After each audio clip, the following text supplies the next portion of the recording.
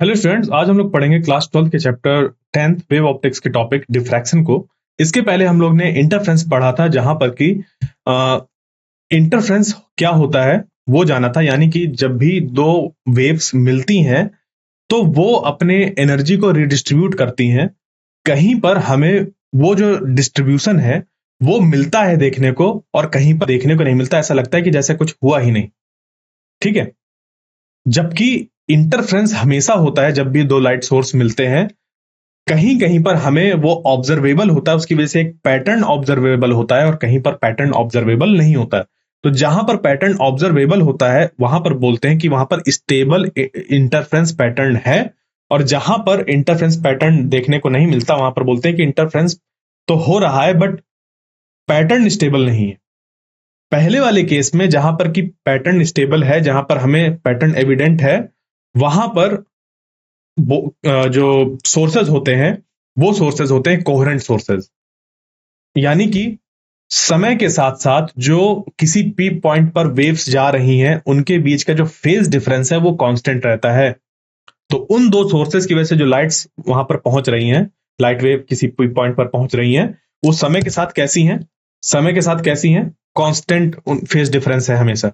तो वो प्रोड्यूस करते हैं एक सस्टेन्ड इंटरफेरेंस पैटर्न को। वरना जहां पर कि हमारे इनकोहेरेंट सोर्सेज हैं, यानी कि इन दो इंडिपेंडेंट सोर्स है, लेट अस सपोज ये दोनों से जो वेव जा रही है इस पी पॉइंट पर 10⁻⁻10 सेकेंड्स पर इनके बीच का जो फेज डिफरेंस है वो चेंज हो रहा है। यानी कि 10⁻⁻10 सेकेंड्स पर वो कुछ चेंज हो जा रहा है। यानी कि अगर एक सेकंड की बात करें तो एक सेकंड में 10⁻10 टाइम्स या तो वो अपोजिट थे, या तो ऐसे थे, या तो ऐसे थे, कहीं पर कुछ तो फेज डिफरेंस उन पे था।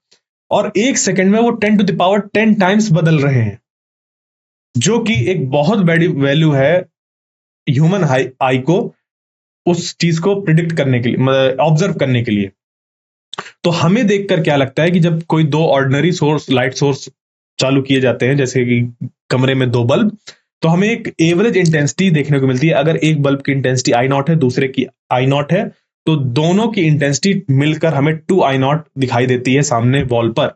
बट उसी जगह पर अगर उन दो लाइट सोर्स के बीच में अगर वो उन दो लाइट सोर्स को रिप्लेस कर दिया जाए कुछ इस तरीके के अरेंजमेंट्स के साथ, जहां पर कि हमें क्या मौजूद हो, कोहेरेंट सोर्सेज मौजूद हो, और कुछ कंडीशंस वगैरह साथ में रहे उसके, वहां पर हमें यह देखने को मिलेगा कि जो सामने दीवार है जहां पर कि लाइट फॉल हो रही है उनकी, वहां पर कहीं कहीं पर डार्क होगा, कहीं कहीं पर ब्राइट होगा।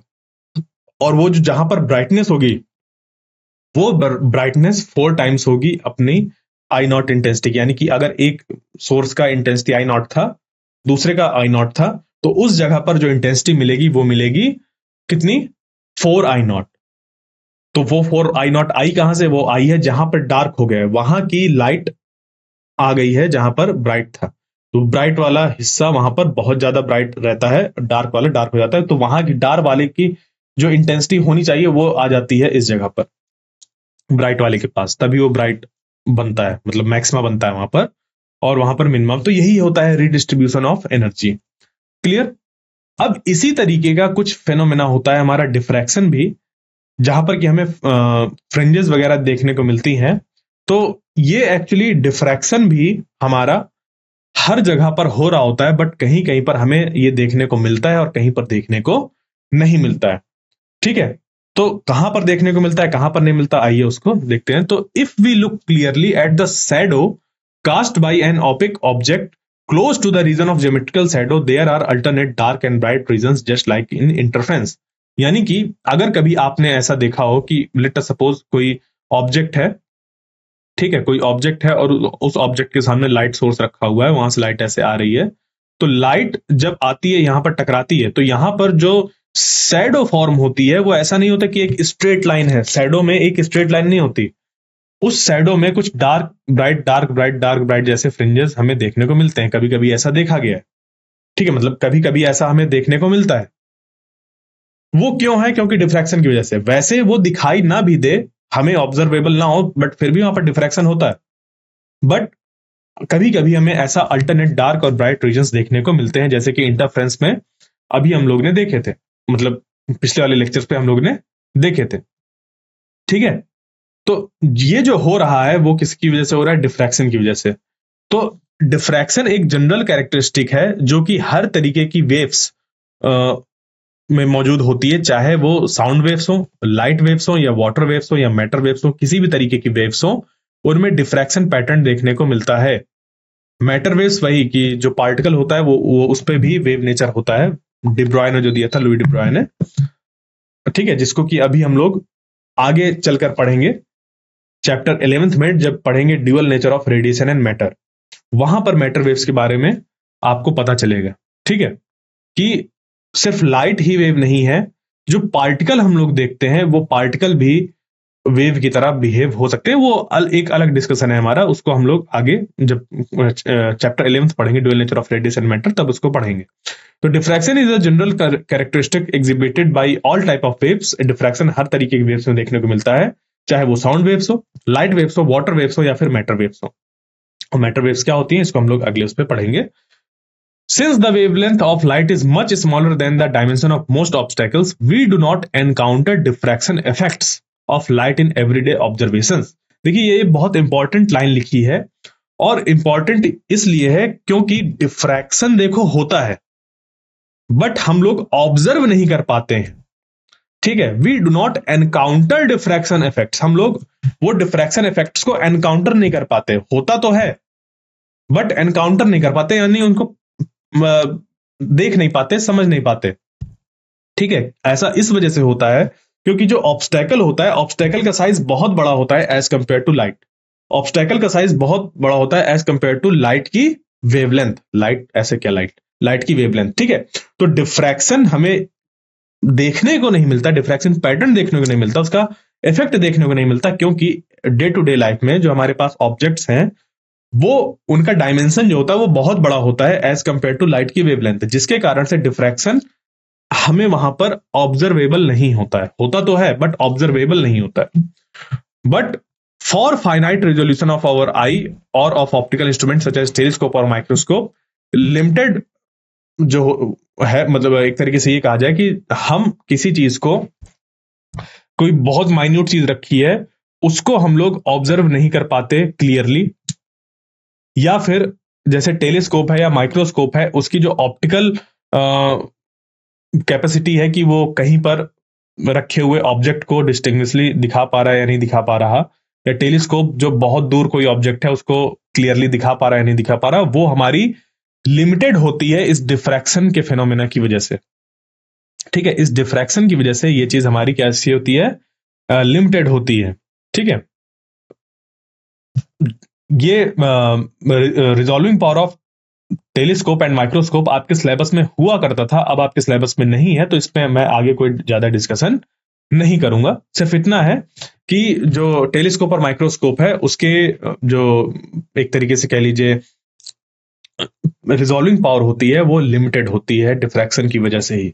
ऐसा नहीं होता कि हम किसी भी माइक्रोस्कोप से उसको घटाते बढ़ाते रहें उस पे वैल्यू को, जो उनके दो लेंस के बीच की डिस्टेंस है, और हम लोग जितना चाहे उतना रिजॉल्व कर लें ऑब्जेक्ट्स को जो पास पास रखे हो। माइक्रोस्कोप में तो ये होता है ना कि दो जो ऑब्जेक्ट्स पास पास होते हैं उनको ऐसे रिजॉल्व कर सकते हैं, तो वो लिमिटेड होता है by the phenomena of diffraction. Diffraction उनको लिमिट कर देता है कि इससे ज्यादा तुम रिजॉल्व करके उन ऑब्जेक्ट्स को नहीं दिखा पाओगे। ठीक है, कभी कभी जब हम लोग सीडी वगैरह को देखते हैं, कॉम्पैक्ट डिस्क, जो कि आजकल बहुत कम देखने को मिलती है, बट फिर भी वहां पर आपने देखा ही होगा उनको, कि जब उसको देखते हैं तो उनमें कलर्स दिखाई देते हैं। तो वो कलर्स क्यों दिखाई देते हैं? वो इसी डिफ्रैक्शन इफेक्ट की वजह से ही वहां पर कलर्स दिखाई देते हैं। तो आखिर होता क्या है ये डिफ्रैक्शन, आइए उसको समझते हैं, जानते हैं। तो अब डिफ्रैक्शन तो होता है हर जगह, ठीक है, कहीं पर भी मतलब जहां पर होना चाहिए, जैसे कि कोई ऑब्स्टेकल है उस पर लाइट फॉल हो रही है तो वहां पर डिफ्रैक्शन होगा, बट वो हमें ऑब्जर्वेबल है या नहीं वो मैटर करता है। तो उसी चीज को ऑब्जर्वेबल बनाने के लिए हमारे पास एक एक्सपेरिमेंट है जिसको कि सिंगल स्लिट एक्सपेरिमेंट कहते हैं। तो लेट अस सपोज कि जो यंग्स का डबल स्लिट एक्सपेरिमेंट था उसमें से सिर्फ एक स्लिट को हम लोग चूज करें। ठीक है, अब ये जो स्लिट है उसको देखना है, एक स्लिट, बाकी सब कुछ भूल जाइए, एक स्लिट। तो एक स्लिट में जो वेव फ्रंट यहां पर फॉल हो रहा होगा, ऐसे ऐसे वेव फ्रंट फॉल हो रहा होगा, तो इस वेव फ्रंट का अब ये जो हिस्सा है, इस वेव फ्रंट में बहुत ढेर सारे पॉइंट्स होंगे, हाँ या ना, जो कि बिहेव करेंगे as a source of secondary disturbance. ठीक है, यहां पर बहुत ढेर सारे ऐसे होंगे जो कि बिहेव करेंगे as a source of secondary disturbance, जहां से कि वेवलेट्स ऐसे जनरेट होंगी। ठीक है, समझ गए? यानी कि ये अगर मैं एक वेव फ्रंट मानूं तो इस वेव फ्रंट का हर एक पोर्शन बिहेव करेगा as a source of secondary disturbance, यानी कि यहां पर बहुत ढेर सारे सोर्सेज मौजूद हैं। ठीक है, अब यहां पर क्या होता है कि देखिए, यहां से क्या होगा कि ये जो लाइट यहां से एंटर करेगी वो क्या करेगी, यहां पर, क्योंकि इस जगह वाला जो हमारा सेकेंडरी सोर्स है वो ऐसे वेवलेट्स ऐसे जनरेट करेगा, तो जब ऐसे वेवलेट जनरेट करेगा, या कह लीजिए वेव फ्रंट ऐसे जाएंगे, तो आप देखिए जिस लाइट को ऐसे सीधा चला जाना था वो अब लाइट यहां पर ऐसे टेढ़ी जा रही है। यही तो है डिफ्रैक्शन। यानी कि एक नैरो स्लिट से जब लाइट पास कराई गई तो उसको सीधा चला जाना चाहिए, वो सीधा ना जाकर वो क्या हो रहा है, बेंड हो रहा है। वो क्या हो रहा है, बेंड हो रहा है। ठीक है, वो क्या हो रहा है, बेंड हो रहा है। वो क्यों हो रहा है, वो क्यों हो रहा है, डिफ्रैक्शन की वजह से। ठीक है, तो बहुत पहले इस चीज को ऑब्जर्व किया गया था, even before young. Early experimenter जैसे कि न्यूटन इस चीज को नोटिस किया था कि लाइट जो होती है वो एक नैरो होल्स या स्लिट से स्प्रेड हो जाती है। ठीक है, नैरो होल्स या स्लिट से क्या हो जाती है, स्प्रेड हो जाती है। It seems to turn around corners and enter region where we would expect a shadow.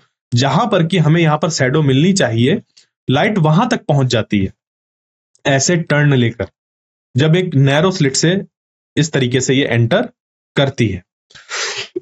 तो these effects known as diffraction can only be properly understood using wave idea. Wave को मानकर ही हम इस डिफ्रैक्शन को understand कर सकते हैं। यानी कि डिफ्रैक्शन हो चाहे इंटरफ्रेंस हो, जब वेव होगी हमारे पास तभी वो पॉसिबल है, वरना पॉसिबल नहीं है। तो अगर कहीं पर हमें डिफ्रैक्शन मिल रहा है तो वो एक तरीके से एविडेंस की तरह होता है कि वहां पर वो वेव्स नेचर है उस पर, जो कि आगे हम लोग बात करेंगे नेक्स्ट चैप्टर पे। तो after all you are hardly surprise to hear sound waves from someone talking around a corner. मतलब कि सोचिए इस बात को कि जब कोई फ्रेंड आपका दीवार के इस किनारे पे बैठा हो और आप यहां पर खड़े हैं, ठीक है, और इधर पूरा खुला मैदान है, ठीक है, इधर पूरा खुला मैदान है, बट फिर भी आपको उसकी आवाज सुनाई दे जाती है। क्यों? क्योंकि जो ये बोलते हैं साउंड वेव यहां से टकराई, इस कॉर्नर से टकराई, यहां से फिर से वो फैलती है। ठीक है, फिर से यहां से क्या होती है, फैलती है, और उसके फैलाव से फिर यहां पर एक कॉर्नर मिला, फिर से ऐसे फैल जाती है। तो वो कॉर्नर कॉर्नर पर वो फैल कर आप तक आवाज पहुंच जाती है। ठीक है, ये चीज। When the double slit in Young's experiment is replaced by a narrow slit illuminated by monochromatic source, यानी कि एक वेवलेंथ यहां पर जब डाली गई, एक सिर्फ स्लिट लीजिए और उसको यहां पर मोनोक्रोमेटिक सोर्स लगाइए, यानी कि वहां पर लैम्डा एक रखिए। A broad pattern with central bright region is seen. यहां पर हमें एक ऐसा पैटर्न देखने को मिलता है जहां पर कि यहां पर एक बहुत ज्यादा इंटेंसिटी होती है, फिर यहां पर इंटेंसिटी कम होती है, फिर यहां पर और इंटेंसिटी कम होती है। इस तरीके से पैटर्न हमें देखने को मिलता है। बीच वाला एक बहुत ब्राइट और एक तरीके से कह लीजिए कि बहुत बड़ा रीजन देखने को मिलता है, जहां पर कि वो काफी ब्राइट रीजन होता है। ठीक है, उसके बाद साथ ही में on the other sides there are alternate dark and bright regions, यानी कि बीच में तो एक बहुत बड़ा रीजन होता है जहां पर कि ब्राइट होता है, जिसको कि हम लोग सेंट्रल ब्राइट रीजन बोलते हैं, और उसके बगल में dark bright dark bright dark bright होता है। साथ ही में वो जो ब्राइटनेस होती है लगातार घटती जाती है, वो जो ब्राइटनेस होती है लगातार घटती जाती है। ठीक है, तो लेट अस सपोज क्या किया हम लोग ने कि ये एक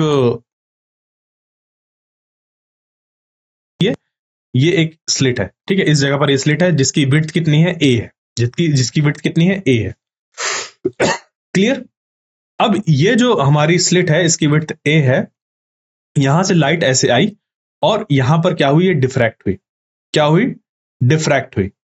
तो लेट अस सपोज यहां से जो ये सोर्सेज हैं वो ऐसे ऐसे डिफ्रैक्शन हुए और ये कुछ एंगल थीटा पर ऐसे डिफ्रैक्ट हुए, तो हमें यहां पर पाथ डिफरेंस जब मतलब निकालेंगे हम लोग, तो ये देखेंगे कि यहां पर जो कंडीशन मिलती है हमें वो ये मिलती है कि जब ये जो एंगल है, ये एंगल हमारा थीटा बराबर जब एन लेमडा बाई ए होता है, क्या होता है एन लेमडा बाई ए। ए क्या है यहां पर, ए है स्लिट की विड्थ, लेमडा है वेवलेंथ, और जो एन है वो है ऑर्डर। ठीक है, यानी कि एन की वैल्यू +1 +-1 +-2 ये सब है। और जब हमारा theta equivalent to n+1/2 lambda by A होता है, ठीक है, तो ये इस तरीके से हमें दो कंडीशन मिलती हैं। ओके, तो ये जो कंडीशन मिली जब थीटा इक्विवेलेंट हो किसके, n+1/2 लेमडा बाई ए के, तो ये कंडीशन होती है हमारी किसकी, सेकेंडरी मैक्सिमा की। ठीक है, यानी कि अगर n की वैल्यू हम क्या करते जाए, बढ़ाते जाए तो हमें क्या मिलता है, क्या मिलता है वहां पर हमें मिलता है सेकेंडरी मैक्सिमा। यानी कि कुछ इस तरीके का पैटर्न मिलता है जब एक स्लिट होती है और ऐसे लाइट आती है, वेव आती है और यहां से टकराती है, तो यहां पर टकराने के बाद जो लाइट सीधे हमें ऐसे आ जानी चाहिए, मिल जानी चाहिए, वो वैसे ना मिलकर यहां पर क्या होता है, जो लाइट होती है वो इधर ऐसे डिफ्रैक्ट कर जाती है। अब इसके डिफ्रैक्शन पर हमें मिलता है एक पैटर्न जहां पर कि इसके सेंटर पर एक बहुत ही ब्राइट फ्रिंज मौजूद होता है। क्या मौजूद होता है, एक बहुत ही ब्राइट फ्रिंज मौजूद होता है। ठीक है, और उसके बगल में फिर इंटेंसिटी घटती है, इंटेंसिटी और घटती है, इंटेंसिटी और घटती है। ठीक है, सेम चीज इधर भी देखने को मिलता है।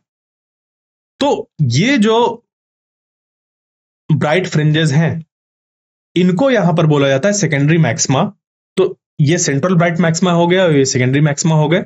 तो इन सेकेंडरी मैक्सिमा को फाइंड करने के लिए जो हमारे पास कंडीशन है वो ये है कि जो थीटा है, हम यहां से देख रहे हैं थीटा, तो थीटा कितना होना चाहिए, थीटा हमारा होना चाहिए n+1/2 लेमडा बाई ए।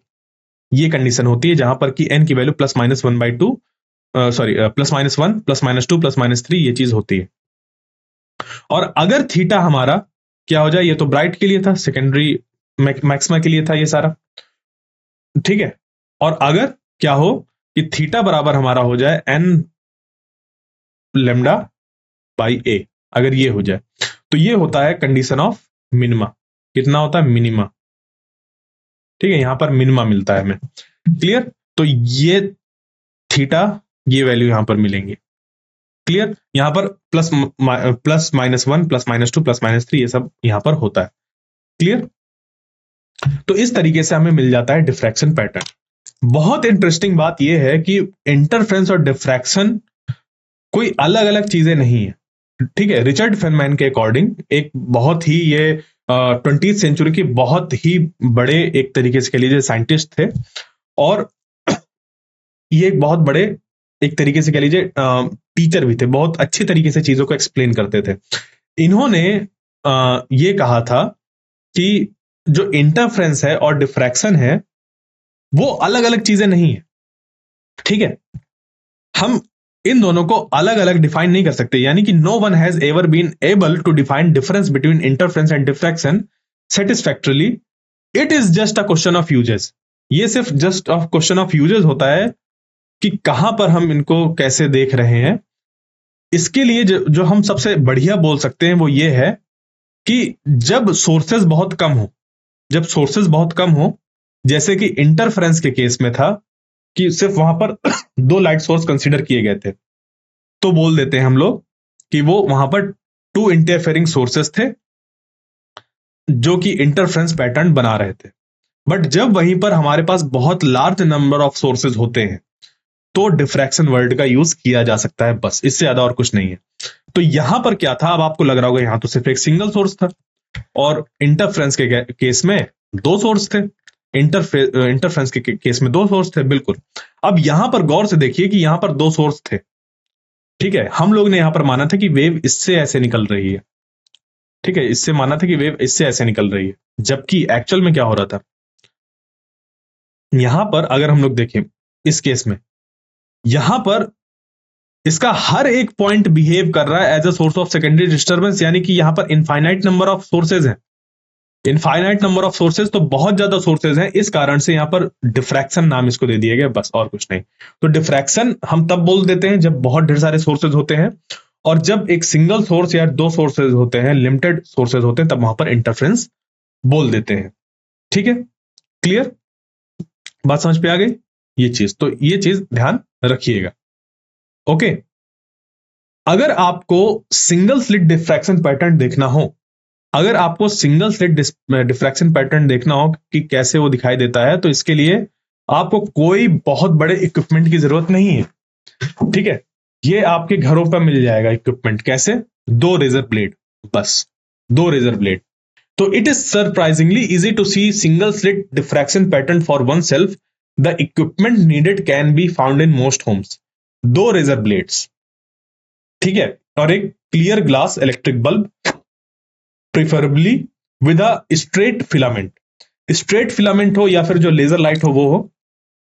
ठीक है, स्ट्रेट फिलामेंट का मीनिंग ये है कि अगर बल्ब का स्ट्रेट फिलामेंट होगा तो इसकी वजह से जो वेवफ्रंट जनरेट होंगे वो सिलिंड्रिकल होंगे, जो इनफाइनाइट डिस्टेंस पर बिहेव करेंगे एज अ प्लेन। यानी कि अगर इतने बड़े वेव फ्रंट की अगर हम लोग बात करें तो उसका ये वाला जो रीजन होगा, इधर वाला रीजन, वो बिहेव करेगा एज अ प्लेन वेव।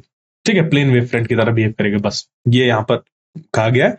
तो अगर हमारे पास कैसा हो, स्ट्रेट फिलामेंट हो, तो one has to hold the two blades so that edges are parallel and have a narrow slit in between.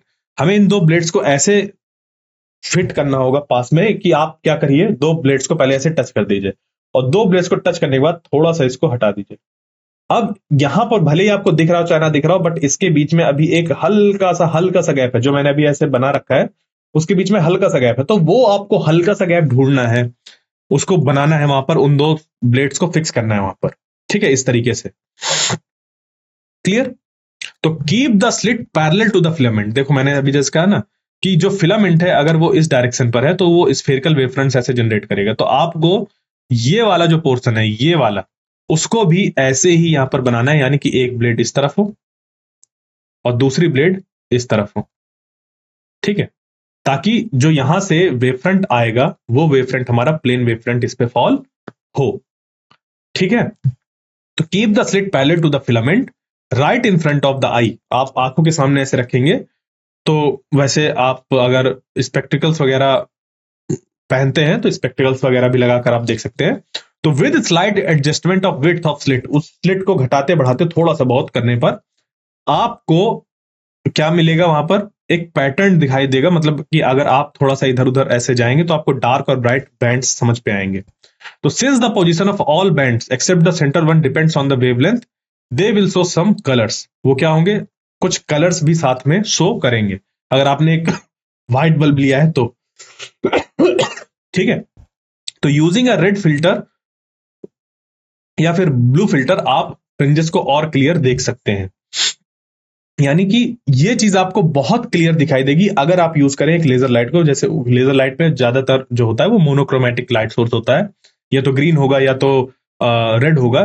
तो बट ध्यान दीजिए, लेजर वगैरह को यूज करते वक्त भले ही बहुत कम पावर की हो, बट फिर भी वो बहुत हार्मफुल होती है, क्योंकि बहुत थोड़ी सी जगह पर वो बहुत ज्यादा हमारी पावर फॉल होती है, यानी कि वजह से इंटेंसिटी बहुत ज्यादा हो जाती है, जिसके कारण से डैमेज हो सकती है आंखें।